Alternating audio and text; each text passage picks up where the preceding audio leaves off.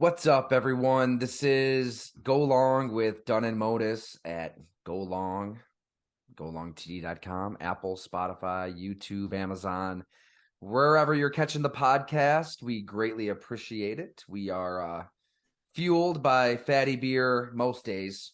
This day I have a water, Jim. Doesn't feel right to just be slugging IPAs and seasonal beverages.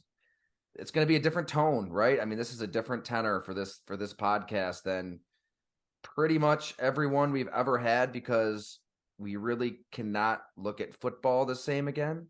I don't think that's hyperbole. I think January the 2nd at 8:44 p.m. When Damar Hamlin collapsed, didn't get back up. We didn't get that thumbs up, the wave. Man, we can really kind of relive it in those terms as well. I mean, I was there in Cincinnati at Paycor Stadium, and it was a sight, a mortifying sight that none of us will ever forget.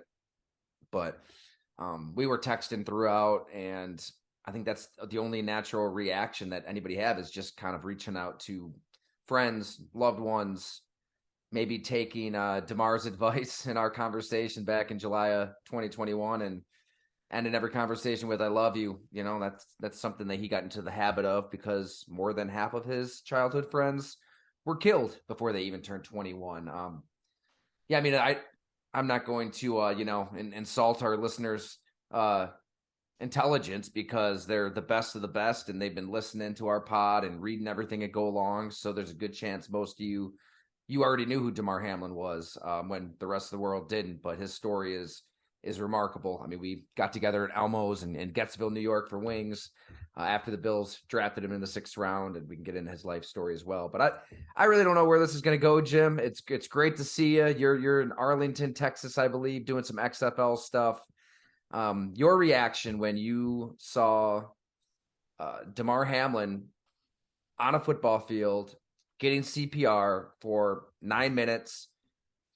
And you know what was really maybe the most chilling part of that all, Jim, is, I had the binoculars and saw the CPR, and you didn't even know what to think of it, let alone everybody's reactions, the teammates, in tears, needing to, I mean, they would walk toward him and then just walk away. They could not be around him. Dane Jackson, childhood friend, college teammate, couldn't be anywhere near Damar.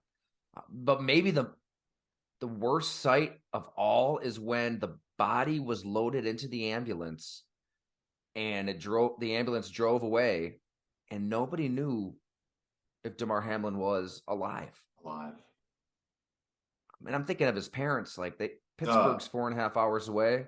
I'm like, their mom's in the stands and that relationship is unbelievably special. Dad's in the stands, same thing there. It's all right. Yeah. Your reaction to a night that we will never, ever forget.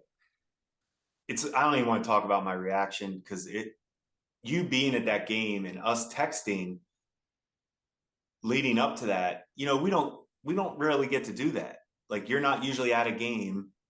I'm usually not, we don't have, that was, first of all, was kind of, I was like, this is kind of cool. Like, we could text during the game because our first text, our football text was, oh shit, I haven't seen a team just game plan and execute a first drive like that against a damn good defense. The Bengals came out prepared, and that was the ultimate punch in the mouth. Bills was a nice counter with a field goal to say, okay, we got a good fight. And then everything changed. And Tyler, you're one of the best writers. We know that. I was a journalism major. I'm not a great writer or anything, but our two texts to each other summed up that night. During the speechless moment that nobody knew what was going on, you text me, dude, and I text you back, dude. Like, we didn't know what to say other than dude. Like, it was, I didn't know. I was at a loss for everything. Like, I'm sure you were there. Like, the whole stadium was quiet, apparently, like you said. Yeah. I don't know who could have been. Tyler, it was too much for me to handle. I called my parents. I was like, are you guys watching? Yes. My dad's a football coach. I mean, it was just, nobody can understand or prepare for that. And then, Tyler, the one thing I do want to say about just being in the NFL, and not to say anything, but knowing being around players enough, we've all been around NFL players a lot.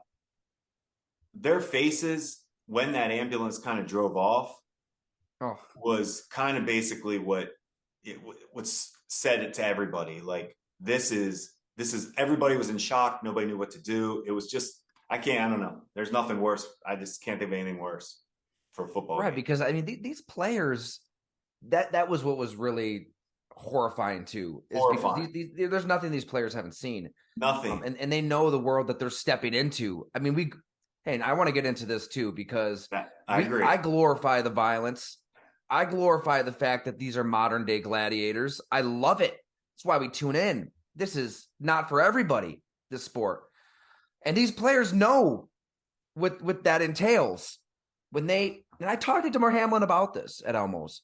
These guys know that this is just a different, it's just a different habitat. It's not for everybody. And they've seen every type of injury. They've seen broken bones and torn ligaments and gashes across the forehead and concussions. I mean, I thought the scariest thing I've seen on a football field was Dane Jackson, week 2. I mean, the way that his head just snapped back, it that was one of those rare moments where I was like, I don't want to see a replay. He was back playing in a couple weeks. I mean, these aren't normal human beings. So for them to be on the field, inconsolable, Mitch Morse holding Tre'Davious White as tears just are Niagara Falls down his face. Dane Jackson, like I said, it can't be near this. Saran Neal, facing the other direction, crouched down. Stephon Diggs, tears. I'm kind of taking this in from the press box and the TV copy. I'm not sure what that broadcast was really like. I'm sure they're going to commercial when they can They did a because good job of not. They did a good job of protecting. They did. I thought for a situation there's no right answer for. I thought the broadcast did the best they could do. I don't know what you're supposed to do. Oh, I totally agree. And But I you want to wish we see? could really get You to the want to talk? bottom of the Joe Buck thing, right? I mean, 4 times he mentioned the 5-minute warm up and Troy Vincent refuted it. Would I love tend to to go with. know what really I tend to happened there. believe Troy on that. I do. I know Troy Do Vincent a little you? bit. I do. I like Troy. Troy wouldn't. That wasn't a cover up. That I think there was probably some. I think everybody didn't know what to do, and I think the official. Procedurally, it probably is true. Like by That's what I'm saying. the rule of law and how That's and what it's a I'm Monday saying. night game, so you got to like hit your Yes. marks in and out with all Yes. these breaks. I'm thinking, were they treating that like, like if there was, an ambulance needed for a normal football injury and they come off the field, and it was that long of a delay, maybe that is I don't even know, maybe the protocol is a 5-minute quick warm up and then we get started. That might be the procedure and they didn't know what to do and nobody was telling them what to do. I don't want to blame anybody for anything right now. That was just I agree, that, Jim. yeah. And you know me, I want to, I I was love wondering if railing you were against the about to. I was going to tell NFL, you, I can't. I don't have that in me right now. Like I don't even have. and I they don't know deserve. who. And I want to get big picture with the NFL too. I mean, there's Yeah, definitely things we can discuss down those lines, but in the moment, there's no playbook for this. none. They did the right thing. Hey, look, you've got to give Sean McDermott credit. You've got to give Zach Taylor credit. Everybody. You've got to give The them credit. Bills They're the medical ones staff. on the field. They see the look in their players' eyes. They know there's no playbook for this. How do you handle this? And I mean, my God, the stuff that the Bills and McDermott have had to deal with this season, unbelievable. I can't think of a year, especially here in Buffalo, maybe even beyond, a team that's gone through as much as they've gone through with the snowstorms. We were talking about it on our last show. But the NFL did kind of see the decision, it seemed, to the players, to the coaches. Like they're the boots on the ground. They see that this game cannot be played. And that decision was I do think that everything was kind of an extension of Damar Hamlin's health, right? Like if he's in this ambulance going to the hospital and like comes to or whatever, like I mean miraculously, whatever, all right, Yeah. play the game. Even because I think even today, as we were recording this Wednesday afternoon, I feel like the mood and the temperament and the Buffalo Bills' ability to take a football field again is directly tied to Damar Hamlin's health. So if the good news is coming out of there, they're going to feel a little bit better each hour. If we're to believe the reports, right? I think Josh Reed at Channel 4 here A buddy of mine, he talked to Damar Hamlin's uncle, and Damar, after being 100% on oxygen at that conversation, I think it was yesterday at this point, was down to 50%. That's a great sign. I'm no doctor, but I think the concern would be, okay, when he's unable to breathe, what else is happening in the body, right? Is oxygen getting to the brain? I lost one of my childhood friends in an unrelated tragic incident. Oxygen wasn't able to get to the brain. That's such a critical moment. And those first responders, I mean, my God, to get out there, and it was so executed, bang, bang, bang, bang. It was like they drill for that stuff, and you've got millions of people watching. You're saving a dude's life on live TV in front of a national audience, and to pull that off, they saved Damar Hamlin's life. They resuscitated him once. You just It's read my mind. unreal. So you just summed up what I was going to say, because you had said earlier about there's no playbook for this, all this stuff, and you're right. And I was going to say to you, there is one playbook, One playbook. and they had it. And I don't know those doctors like I used to. Dr. Thomas White, I know he's still on that staff.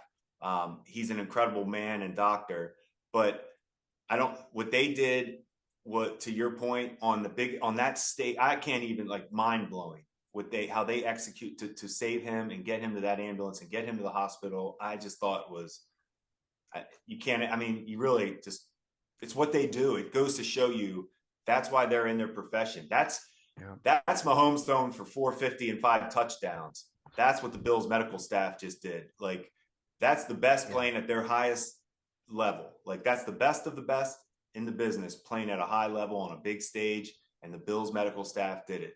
So, And it's I mean, I've got chills even thinking about it. It's probably, I mean, it's hard for us to wrap our minds around what it's like to be in that moment. But you're taking off shoulder pads, you're taking off his face mask. I mean, I imagine even removing his pads. I mean, you moved the wrong direction one way or another. Tyler, I'm telling you, Who knows? I mean, everything is so delicate and unknown, and every second literally matters. His life's on the line with every second. it just goes to show you that I don't even know how much they train, but it must be, for them to have executed that so well. I don't understand how they were that, like, in sync. Like, that was like, I mean, I don't know. That was the stuff that makes you. If I was an NFL player moving forward, any football player, that I hope they really start to appreciate their medical staff, their training staff. That goes to show you why they're around all the time. And when players want to put up I don't feel like going in for treatment today, or they show up late for treatment, those people in there care about the players. Like, they really genuinely care about the players. They're in it for them. So Anyway, the ambulance heads out, Yep. goes to UC Medical, and we're all in this weird state of what now? Like, how do we process this? What's happening? The NFL does the right thing, taking their cue from the coaches and the players. I tell you what, Jim, it was a strange place to be. I mean, there were a lot of reporters. We were all kind of in the press box. A lot of reporters kind of, like, cranking out some quick stories and putting it on their sites and tweeting this, tweeting that. And obviously I don't have to do that. We do the long form stuff here and want to take a little time to think about it. I just remember sitting there frozen, like, what now? What's happening? And praying for an update, praying for good news. Like, everybody was at that moment. Made our way down to the bowels of the stadium. Just, maybe there's players down there, maybe there's coaches, who knows. And remember Josh Allen walking by, and he kind of had that same dazed, lost, pale look on his face at that point. And eventually they kind of let everybody go out onto the field if you wanted to. This might have been 11:30, midnight. And I just remember walking around that field, just kind of taking it in. And it was the strangest feeling ever, Jim. I mean, to be there, and you got 65,000 screaming fans. This is the game of the year. I mean, we were building this baby up at Go Long. making it a 3-day extravaganza. Like Saturday, I sat down with DJ Reader, this just unbelievably magnetic nose tackle for the Oh yeah, I Bengals. remember. Great life story. And it's a little eerie looking back at some of the things he said on how he treats the field and how he wants to lay it all on the line in no uncertain terms. And then the next day we had the live podcast with Paul Denner Jr., Jay Morrison at 50 West Brewing. Might have been like 150, 200 people there. It was unbelievable. The place is packed, drinking beer, talking football for an hour and a half. Some loyal subscribers there. Jason Brown, Cincy resident, reads everything, listens to every pod. Was great catching up with him. And I just remember going into the stadium, just being excited to cover this game, like everybody. I mean, it was there were fireworks going off. It had AFC Championship feel to it, like it It did. did. This isn't exaggeration. I mean, it was probably one of the loudest, most energetic atmospheres for a regular season game I've ever been at, if not the most. And I was talking to Eric Wood. He was kind of saying the same thing. He's like, that energy was palpable. Bills fans there, Bengals fans, everybody, just two organic fan bases, right? Like, not the contrived BS you get in LA or even Well, other big cities where down in yeah, Tampa and Miami, they got some really good fans down there. But if the it's not the football same. team's not playing that well, you go to the beach or you root for the Right, Heat. Like, right, there's right. other things to do. But I mean, you can feel it. It's palpable in Buffalo. It's palpable in Cincinnati. The mood of an entire region is tied to the football team. It's just different, man. It's just different. So it just felt like this is what the football gods want: is this game in this moment. And then it was just like a power switch, with Damar Hamlin collapsing and needing CPR. I mean, everything is just sucked out of there. So to Sucked walk out. around, Jim, it was surreal. Trying to remember what I saw. I mean, there was like a ice just dumped in a pile on behind one of the benches. The heated seats were still turned on. The green light was on them. Yeah, I mean, like it was the middle of the game, and it was. there was it just it looked and felt eerie, creepy, strange, inconsequential, meaningless, right? Like, this is football felt so unbelievably small. The sport itself, a game. At that It point, Damar makes you Hamlin feel. is Yeah, it alive. did. We don't know. That's those words you just used were so good. All those were the emotions and feel like it was just what are we even watching anymore? Why do we watch football? You had said something earlier about how the Bills really wouldn't be able to do probably won't be able to do anything until they know something, right? And then that's understandable. But to talk about how these guys are so wired differently than everybody else, professional football players, just gladiator type mentality, whether it's UFC fighters, football, hockey players, I'm talking about the extreme violent sports that you're doing for your living. These guys are going to play on Sunday. Now, the Bills might not. Okay. We don't know. But the rest of the league is going to play. Like, these guys are not going to be, they're going to get out there. They love the game. They're going to be hitting. I was thinking about this. It's going to be hard. I don't know if I want to watch it this Sunday. I'm not ready to watch football right now. I'll be honest with you. That shook me to a point where I just need like a little timeout. I mean, how many times do we see big hits and guys run angry runs on NFL Network?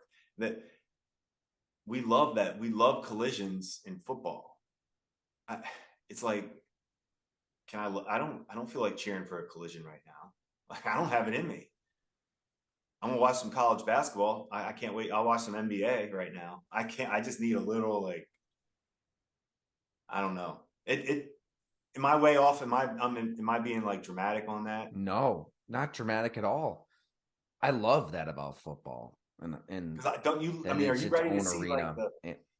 Yeah, are you ready for like a violent like? Well, no, I mean, we talked about it a little bit. We don't have to get into too many specifics, but you know, the thought that crossed my mind, Jim, is Serafino, who's just woke up from a nap over my shoulder in his room. And, there was a point this past summer, we just wanted to get the kids out of the house and we went down to the park right down the street on Boston State Road. For those who aren't from here, there's Boston, New York. It's just like, 25 minutes from the city. And the Boston Patriots is the like the Pop Warner team. And so we just took Ella and Sonny and we're walking around the park and went down to the football field and we're watching the kids play. I think Ella wanted to get right down there. She's like, why can't I play? I want to play. She can play. And She should. and Sonny is Sonny's 1.5 now. And it's come up in conversation before, like with my own dad and with Gina, with my brother, like, your kids playing football. I mean, we both grew up. I mean, I started playing tackle football in 3rd grade. And I have been such a defender of this game. And I do still believe this, Jim.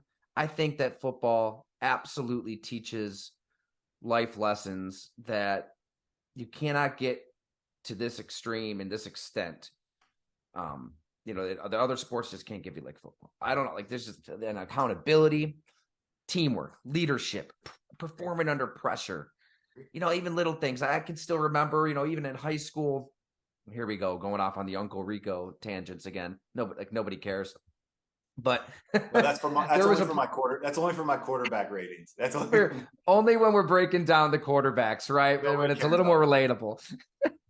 But at Ellicottville, so I was a quarterback on the JV team, 9th, 10th grade year, became the starter in 11th grade, Class D, but we had a really good, Class D team. We finished third in the state sectional championship. But my first game, we ran the ball all the time. And then what we would do is when the safeties came up, I would throw deep to Kyle Mendel. He had speed to burn.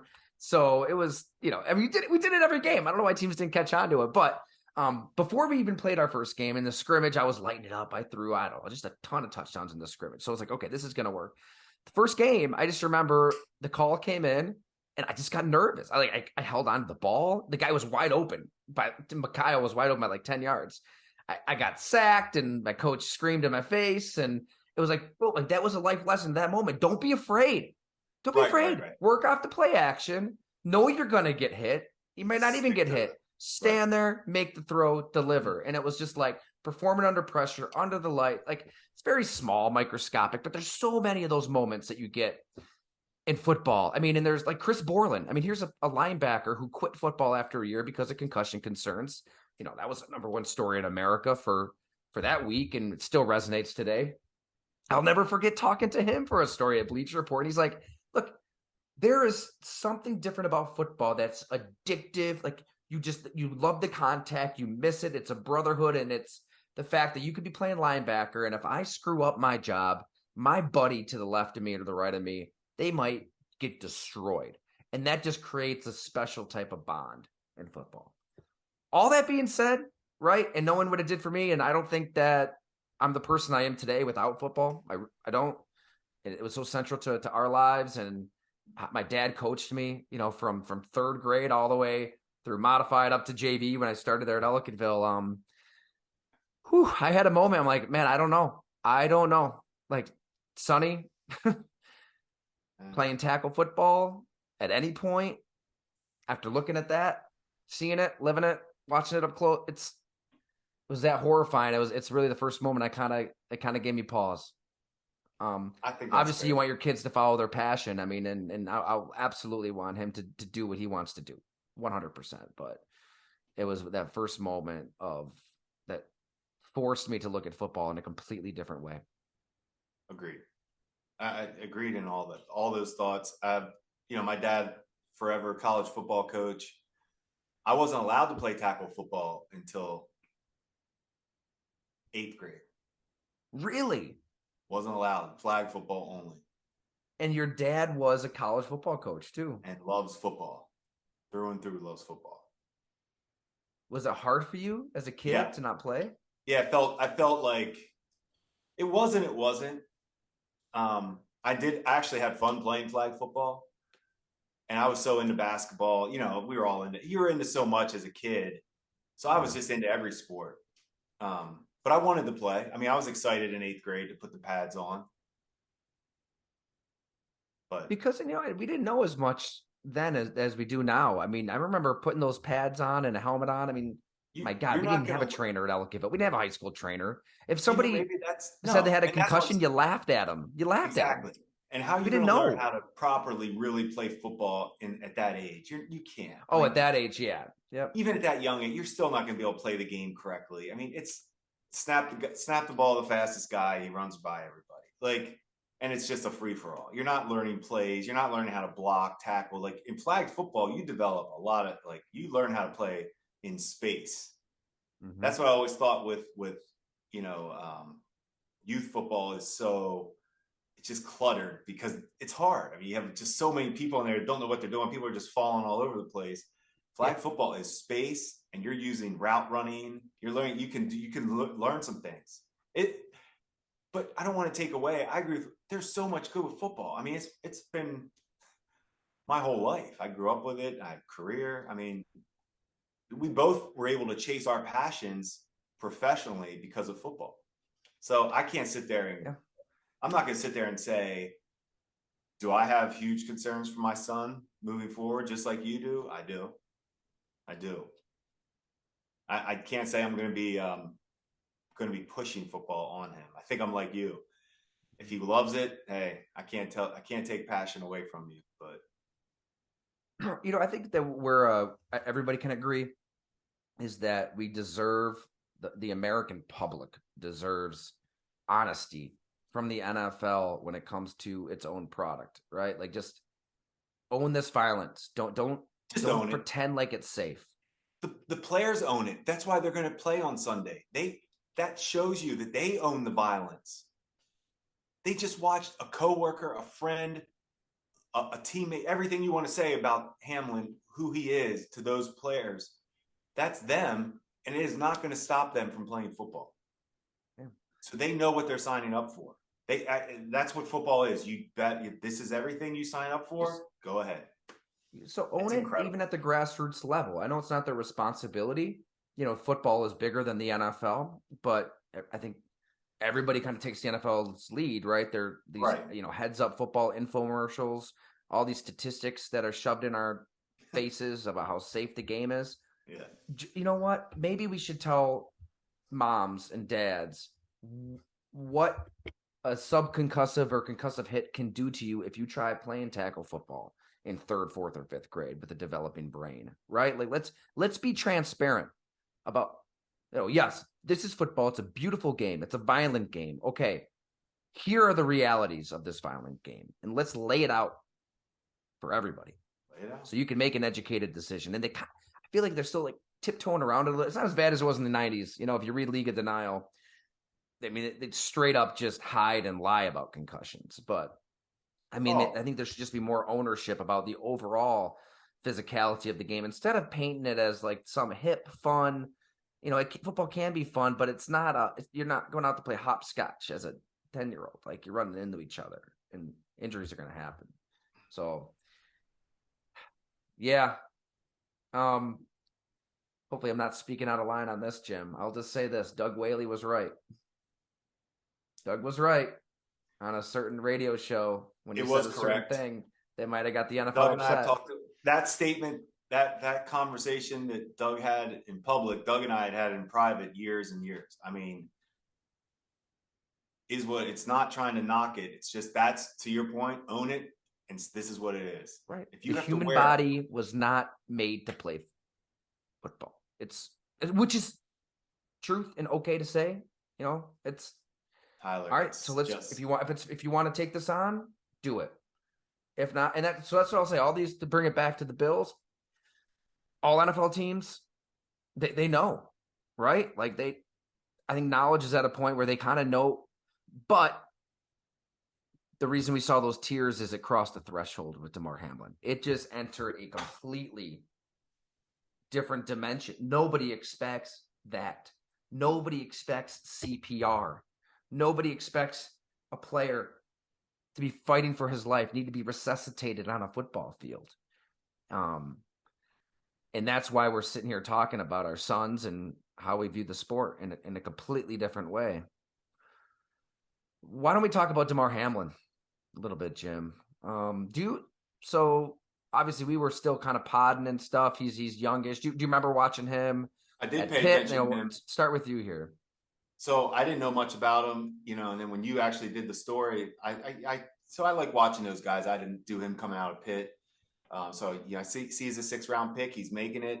He's making plays. I love guys like that. So then when you watch him play, you see he just looks. I can picture everything about him as a player, as a safety. You just love scouting guys like him, where he's around. He's around the action. He plays hard. He's around the action. He's got length. He runs well. I mean, he's just a really good he's a good football player. Finding his way on this, he's on the path, to really, because here's what people don't understand about 6th round pick. So we're sitting here, talking about, we just want him to be alive right now. But do you understand, like, he hasn't, I hate to say this, but he hasn't financially made it in the NFL, where he was on the path to financially set his family up forever.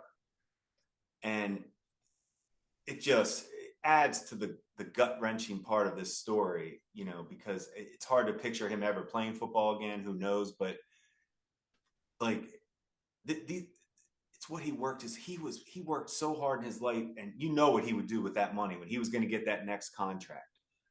That was he would take care of his loyal family, whoever is in that tight circle. They were about to all. He wasn't gonna overspend. He wasn't gonna. I just, everything from that story was he would have done things the right way with his money for his family. So it's just great job by you, though, putting him. You seriously, though. I kept texting you during the game because I couldn't believe you were there.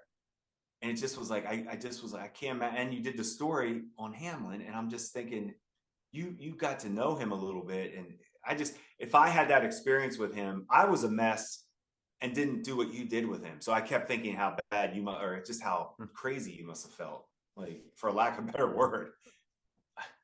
Yeah, I mean, real quick, it was like, it's tough to, like, because you don't know what people are going to think or how they'll interpret things.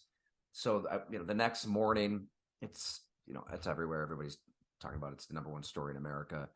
And I just had the thought of, like, man, I really want people to know who Damar Hamlin is as a person. Yeah. Like, we see #3 out there, and nobody really knows much at all about Damar Hamlin at all.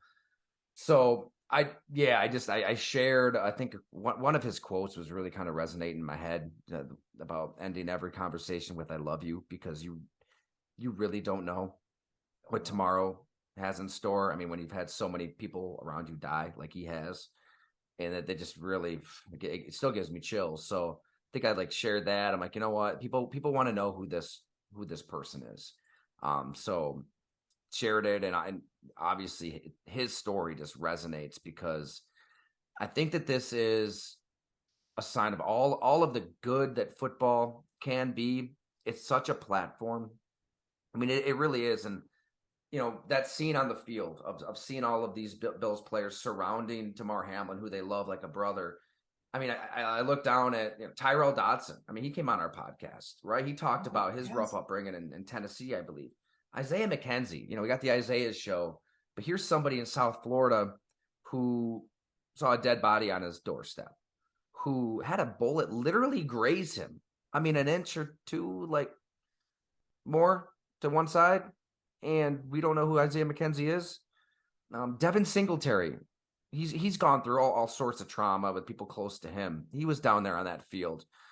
Taiwan Jones, we just had that story in Taiwan Jones where he's talking about shootouts, that like it's getting a cup of coffee. Like, it was so normalized in his upbringing in the Bay Area. Like, so many of these guys just come from neighborhoods that you and I can't comprehend. And they grow up and they're seeing a lot of their friends, succumb to gang violence, or maybe they're not even part of a gang or selling drugs or anything. They're just in the wrong place at the wrong time and catch a bullet and they're dead. And as Damar said in our conversation, like, you don't really get answers, right? You don't even get closure. You very rarely do. People just kind of move on. They are all such an inspiration to an entire neighborhood, an entire community of people in all these different pockets, these dark pockets of America. And football it was such an opportunity. Damar Hamlin knew it. His life purpose was clear and concise, to be an agent of change for McKees Rocks, the borough just outside of Pittsburgh. And he wanted kids there, his little brother's there. The reason he chose Pitt was he wanted to be close to his little brother. I mean, he could have gone to Clemson, Notre Dame, Penn State, Ohio State at 48 D1 offers. Chose Pitt because it's just right down the street. And he knew that there'd be kids in McKees Rocks that look up to him and want to be like him and think, okay, you know what? If I stay dedicated to football or whatever, whatever the interest is, I can get out of here and I can do something good in the world. I don't need to chase fast money. And so, yeah, we can get into it. I mean, how it all started though with meeting up with Damar Hamlin. I laugh because it's like he gets drafted by the Bills, Jim, and I believe he just tweeted like, all right, what are the top 5 wing places in Buffalo? And the good people of Western New York let him know you got to get to Barbill or you got to get to Elmo's. And we did Elmo's. Elmo's is a personal favorite. I will say this, 911 Tavern, man. It's bringing the heat. If you want just straight up hot chicken wings, 911 Tavern hits it. You're right. It's hard to argue. I can't argue these because I love them all too. So I'm not going to sit there and debate. So I reached out to Damar and was like, hey, look, don't know much about you. I don't think a lot of people do, but I know you want to get some chicken wings. So let's get some wings and talk. And I think this says so much about Damar Hamlin too, right? Like it's here. I'm just a bald, beard, middle-aged man, that grew up in the freaking sticks. I cannot relate to that world in McKees Rocks. I cannot, right? In the summer, I'm going 4-wheeling with my brother, fishing with my grandpa, grabbing a burger at Eddie's in Great Valley, New York. That's his summer. He said when it gets a little hotter, that's when people start to move around, and that's when the bullets are going to start flying, and you have to keep your head on a swivel. So Damar Hamlin, for him just to be willing to, let's do it. Let's hang out. Where do you want to go? Oh, Elmo's. He doesn't know where Elmo's is. Just goes to Gettsville, Northtown, and there's a youth sports team celebrating a win over in one part, and there's hockey jerseys on the wall. And Adam, the manager of Elmo's, who sadly has passed away as well, just an unbelievable human being. God, I loved Adam. That still doesn't seem real. No, tragic. I gave him a heads up that we were coming, and he's like, "Oh, I got you." And he went back, and we were just like, we want to put the full Elmo's experience. And I don't want to misspeak, so I'm going to pull up the story here before I forget to say exactly what he brought up. It's like the actual menu, as far as what he brought out. 10 barbecue milds, 10 Cajun honey mustards, 10 Cajun milds, 10 regular milds, and why the hell not a side of Cajun fries. So, Damar grabs a wing, starts gnawing on it, and just opened up. He detailed all of the friends that he lost. And from like middle school through high school into college, I never heard of the rapper Jimmy Wapo. I guess he was really popular in the area and beyond. I mean, that was another big name from that area. And Damar's thinking like, we can both be an inspiration for kids. You're in music, I'm in sports. Let's do this together. He dies. And he's painting these scenes of being in these hospitals, in the waiting room and seeing the tears, seeing the sadness. And he's lived what everybody around him is living right now. Just surreal. And to backtrack, he's 12 years old in a courtroom, and his dad is taken away to prison for 10 years for an intent to sell drugs. He does 3.5 of those years, but 3.5 of the probably the most impressionable years of anyone's life. I mean, Damar, 12 to 15, it's just him and his mom, and he's working at her cleaning business till midnight to help make ends meet. Their house doesn't have heat at times. Sometimes he doesn't have lunch. Goes to lunch and he asks his buddy for a couple bites of his sandwich. That's where Damar Hamlin comes from, right? Like that's the human being. And I think that if we take anything from this all, I just wrote a column on this at the site. I don't really even know like what take analysis, what you have when it comes to the sport of football yet. We've shared a bunch of thoughts here.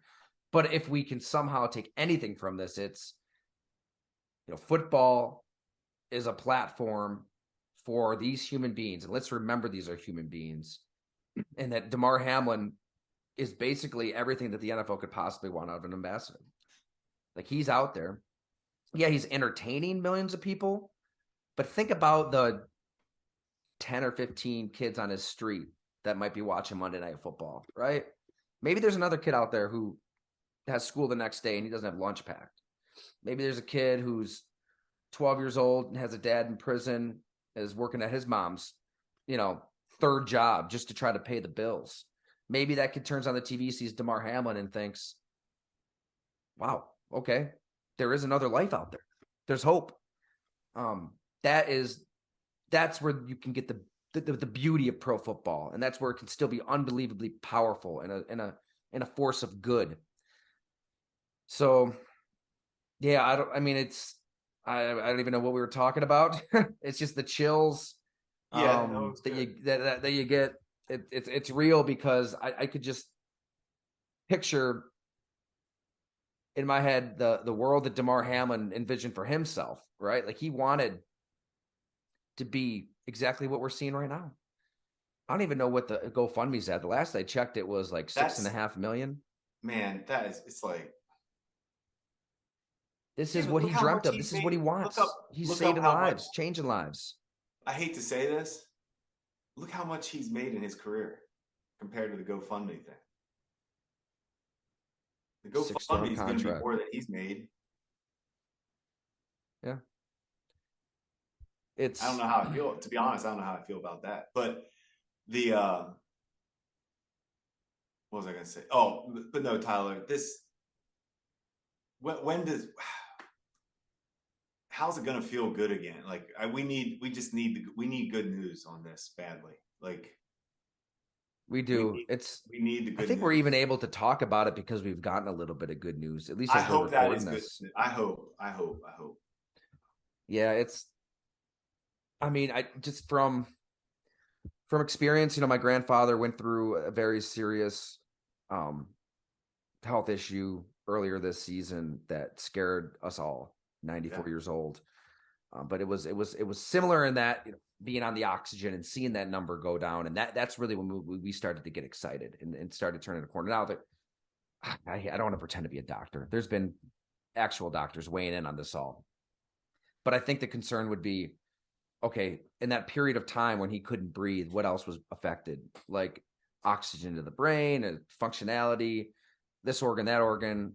But the fact that a family friend and an uncle, they're out there giving interviews and supplying reasons for optimism tells me that it's at least trending in the right direction. Yeah, I don't know either.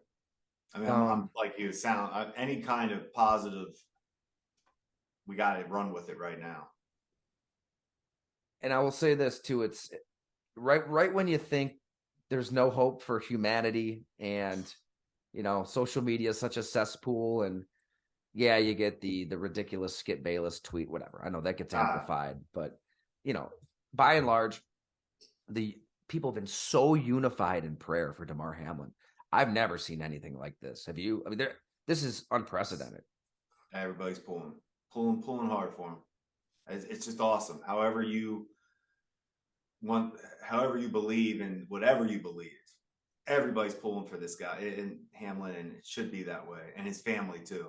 And his family, because they're such a part of this as well, because they were there. I mean, like, that's a quick trip, from where they live. They don't get a lot of opportunities to make those road games like that, and it's an easy drive. And need good news. So I think if we can all just remember that they're human beings, whatever that entails, right? So if that's the NFL, eliminate that 17th game. You don't need the 17th game. Don't sell us on player safety if you're adding that. Get rid of the freaking preseason. I'm with you on that, Jim. Get rid of it. Create controlled environments in training camp that condition your body for the contact. You could do some really positive, you could set up positive, joint practices. Instead of those practices always turn into the first time they get to go live against another team. They always turn into fights, and then they have to cancel everything. Why don't you use that instead of a preseason game? Why don't you get together and have a productive joint practice? Real competitive, productive. There's a lot. Create the one-on-one battles you need to see. Simulate it. These coaches are friends. They can get together. They can arrange this all. But you're right. It's the 17th game in the preseason is money. Well, completely. I mean, there's swindling season ticket holders to pay full It's price money to see versus the right third thing to do. stringers bash each other's Right. heads. Like, think about the needless injuries that you'd be saving by eliminating these needless games. I mean, oh, you took it from 4 to 3. Okay. Well, guess what? Now you're going to change lives by saving them from themselves. Just, make a little bit more money on these insane gambling apps that you're getting people addicted to, and you're ruining other lives that way. Maybe make a little money down that road, NFL. God. Oh, no, Thursday night football. Yeah. Oh, you just had this virtual car crash on Sunday. Guess what? You got 3 days to lick your wounds and get your ass back out there on Thursday. I just right when I say we can't have takes and opinions out of this, here I go. But what I'm saying is, when we can just view these players as human beings through that lens, own the violence, right? It's a violent game. Okay. Until you eliminate blocking and talent and tackling, you're gonna be at risk for anything. All right. I mean, if you want to make it flag football, then just do it. Go ahead and do it. But if you're not going to do that, own the violence and then treat these players as human beings in every other possible way. Right? Is that something the NFL can do? Those seem like 3-4 straightforward, not knee-jerk kind of solutions. No, sensible solutions. But we've talked about, you and I have always been pro player, and we've talked about this on previous pods. So it didn't take this, tragic incident to get us to feel that way. We were talking about this right. It shouldn't take a player nearly dying on a football field. And that's the point. I hate to say it because it's possibility. Why are we adding more if it's not necessary? Why would we add more games for something like that? It's hard. It's a hard one, and I don't know if it'll ever change. And then we look in the mirror ourselves, and if whether it's somebody throwing $20 to a foundation, I mean that's a way. It's just living like Damar Hamlin said to live, right? I mean, these are his words. The way I grew up teaches you to cherish everybody in your life because you never know who you'll lose. You could lose anybody. Everybody I talk to, I say I love you, and that's neighborhood tradition. Simple thing like that can go a pretty long way in how we live our own lives. We'll see, Jim. I mean, I don't know what is possibly going through these players' minds. Number one, and where all of our thoughts, all of our prayers, all of our efforts should be, it's Damar Hamlin at the hospital getting, fantastic care. Jason, actually, who I mentioned earlier that I met at the 50 West Brewing podcast event. He texted me when this was all going on. He said that hospital is top notch. He knows, and he's a chemist himself. He said that place, he's going to get the best possible care. So that's good. You can't say that about every hospital. You can't. And hopefully we just keep getting that good news. And hopefully people have had a chance to read the story at golongtd.com on Damar Hamlin. I'll just say it again. This is a exceptional human being. I don't use that lightly. It's hard in this profession to really say a player's a good guy because you never really know. Honestly, you don't really know with anybody. Well, you don't have the time. But you think you have a pretty damn good idea, right? That's what I was just going to say. I think I'm a judge of character and the human condition. Yeah. And in my opinion, this is everything that you would want out of a son, a brother, a friend, a player for the NFL to prop up as an example. Yeah. And he's got the whole country watching him right now, Jim. I think Tyrell Dodson actually tweeted this earlier today. And he said, I almost can't wait for Damar to open his eyes and see this love and support. Like, imagine that moment when he learns what this week has been like. So I don't know. I'm a really big believer in the power of positivity, and I like it, Tyler. I'm with you on this one. That got me, man. It would just be it's fitting, and it's the only outcome I can think about right now is thinking about him knowing what you just said. How many people care about him, and man, and then let's help him whatever he needs forever, whatever you need. Man, I can't thank everybody out there enough for reading, for listening. This is a really special community that we've been trying to build at Go Long, and it really does mean the world. So thanks so much for sharing the story, sharing the podcast. Again, Fatty Beer Company is what fuels the podcast, and we will catch you. I guess we'll figure it out, Jim, because I don't know when it's okay to talk about football again. I'm gonna get to that DJ Reader profile at some point. It just seems very strange to even wrap my head around the sport itself. And I think we'll know when the time is right to actually talk about football. But until then, everybody pray and make sure your loved ones know you love them.